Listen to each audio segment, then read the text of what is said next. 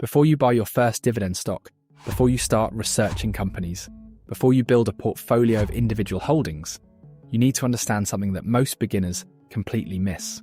The choice between buying individual dividend stocks or dividend ETFs will determine whether you spend hundreds of hours managing your portfolio or let it run on autopilot. Whether you sleep well during market crashes or panic when one company cuts its dividend, whether you outperform the market or underperform while working harder.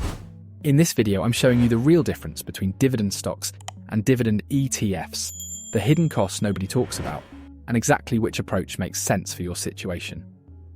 Let's start with what most people get wrong. Most beginners start with individual dividend stocks because it feels more exciting. Researching companies, picking winners, building a custom portfolio. It feels like you're taking control. But here's the truth. For 95% of investors, dividend ETFs deliver better results with less work, less risk, and less stress. The question isn't which sounds more appealing. The question is which actually works. Let's break down both approaches honestly. Individual dividend stocks, the appeal and the reality. This is buying shares of specific companies. A T&T, Coca-Cola, Johnson & Johnson, Procter & Gamble. You pick the companies. You decide how much to invest in each. You control everything. The appeal is obvious. You own pieces of real businesses. You can pick companies you believe in. You can customize your portfolio exactly how you want.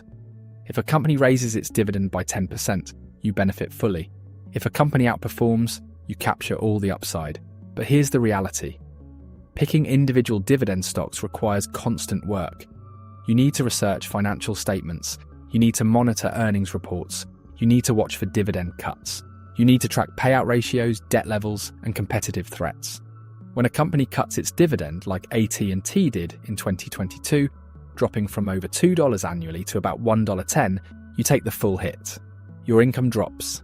Your stock price often crashes. You need to decide whether to hold or sell. And here's what nobody tells beginners. Building a truly diversified portfolio of individual stocks requires at least 20 to 30 different companies across different sectors. That means researching, buying, and monitoring 30 separate positions. Most people don't have the time, the knowledge, or the discipline to do this well, which brings us to the alternative. Dividend ETFs, the simple solution.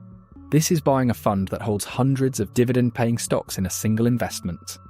SCHD holds over 100 quality dividend companies. VYM holds over 400.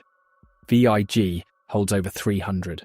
One purchase, instant diversification, automatic rebalancing, professional management. When you buy SCHD, you own a piece of all 100 plus companies. If one company cuts its dividend, it barely affects your income because it's only 1% of the fund.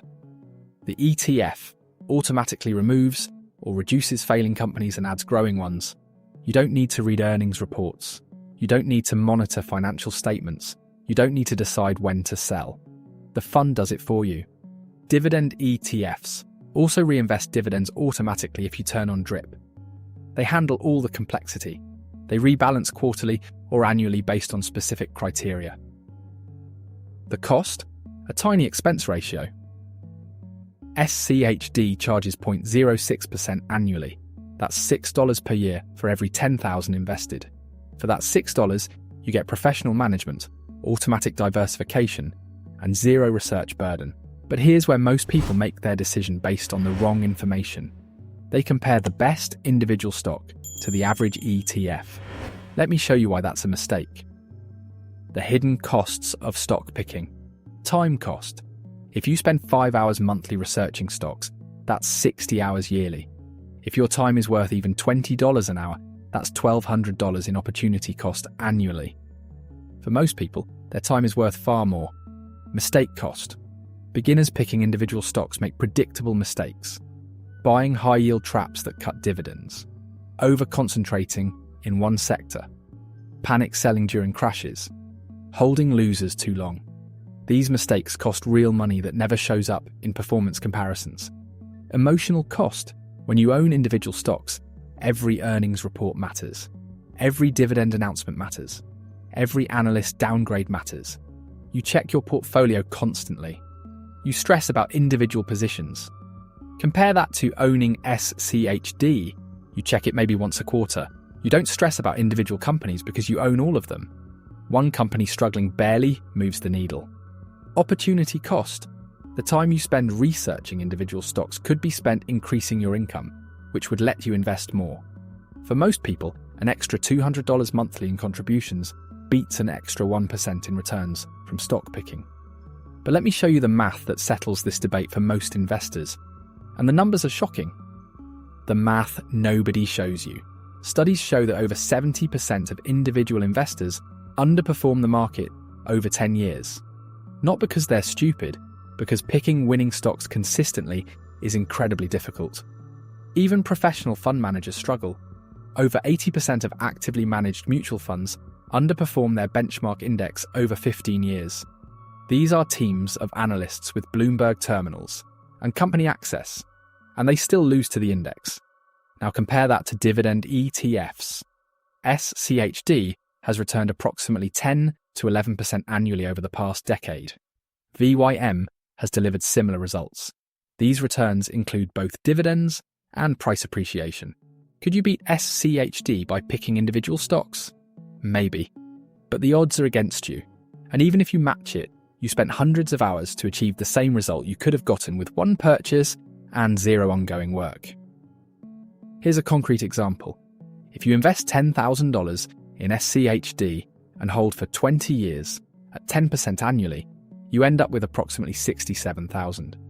If you pick individual stocks and underperform by just 2% annually because of mistakes and poor timing, you end up with $49,000. That $18,000 difference is the cost of trying to be clever instead of being simple. Who should pick stocks versus ETFs? You should consider individual dividend stocks if you genuinely enjoy researching companies. You have significant time to dedicate to portfolio management. You already have a large portfolio where small improvements matter significantly, and you understand financial statements deeply. You should stick with dividend ETFs. If you're a beginner with less than $100,000 invested, you have limited time for research and monitoring. You want to sleep well without worrying about individual companies. You prefer simple, overcomplicated, or you have a full-time job and other priorities. For 95% of people reading this, dividend ETFs are the answer. Not because you're not smart enough for individual stocks, because your time and energy are better spent elsewhere. The investor earning $50,000 and investing 15% in SCHD will retire wealthier than the investor earning $50,000, investing 10% and spending 10 hours weekly picking stocks that underperform. What I actually recommend: start with dividend ETFs. Build your core portfolio with SCHD, VYM, or VIG.